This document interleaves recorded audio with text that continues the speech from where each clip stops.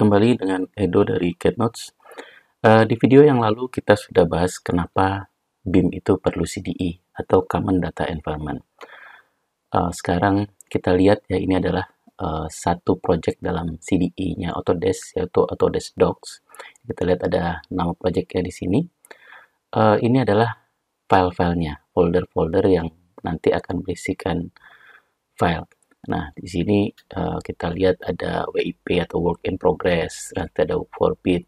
Karena CDE ini kan memang harus sanggup manage data atau informasi dari mulai dari tahap konsep, tahap desain, planning, lalu pekerjaan konstruksi sampai ke handover ya. Makanya di sini nanti kita akan punya beberapa folder, mungkin nanti ada lagi for construction.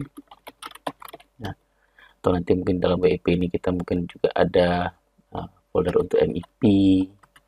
Nanti kita bisa buat sini seperti kita menggunakan Windows Explorer biasa. Jadi kayak kita membuat struktur folder dalam komputer. Nah, di sini juga ya, karena meskipun di sini nanti ada beberapa stakeholder. Jadi mungkin ada perencana arsitek, perencana MEP, perencana struktur. Mungkin nanti pelaksanaan ada untuk tender, kita ada kontraktor, nanti ada untuk pelaksanaan di lapangan, nanti ada subkon juga masuk di situ dan seterusnya. Tapi mereka ini harus diatur data mana yang mereka boleh lihat dan kapan mereka boleh lihat ya.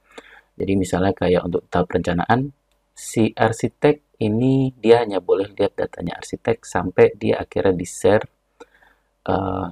untuk bisa dilihat oleh tim yang lain seperti MEP dan struktur ya. Jadi nanti ada waktunya lah, kalau mereka sudah selesai baru bisa digunakan untuk referensi oleh arsitek untuk referensinya MEP atau struktur. Nah, di sini kita punya cara untuk mengatur namanya permission. Jadi misalnya untuk folder arsitek ya, ini hanya boleh dilihat oleh misalnya di sini saya bisa masukkan orang, misalnya di sini ada Jesse Pinkman, atau misalnya saya masukkan langsung nama company-nya ya. Jadi semua company, semua member di company ini dia nanti punya akses untuk ke folder ini. Jadi kita bisa lebih mudah ngatur permission-nya ya. Terus ini ada permission level. Jadi kalau kita pakainya hanya di share folder, itu kan kita ya permissionnya cuma antara read only, full access, atau nggak dikasih akses sama sekali.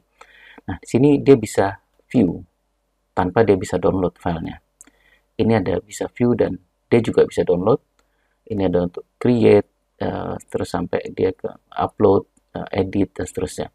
Jadi ini jauh lebih detail ya. Kita lihat sini ada sampai 6 permission. Misalnya ini saya kasih permission sampai ke create ya. Nanti saya bisa tambahkan seperti ini. Terus misalnya saya tambahkan lagi satu orang lagi dari perusahaan arsitek ini yang punya permission lebih tinggi. Misalnya dia sampai ke edit. Ya, jadi mungkin manajernya atau mungkin lead arsiteknya itu saya kasih permission yang lebih tinggi seperti ini. Nah, Oke, jadi untuk memanage permission di sini ya itu juga simple dan ini sangat powerful ya. Kita punya banyak level permission, kita bisa set by user, kita bisa set by company, kita bisa set by role dan lain-lain. Oke, ini untuk file permission. Nanti kita akan bahas untuk fitur-fitur lain di Autodesk Docs di video selanjutnya.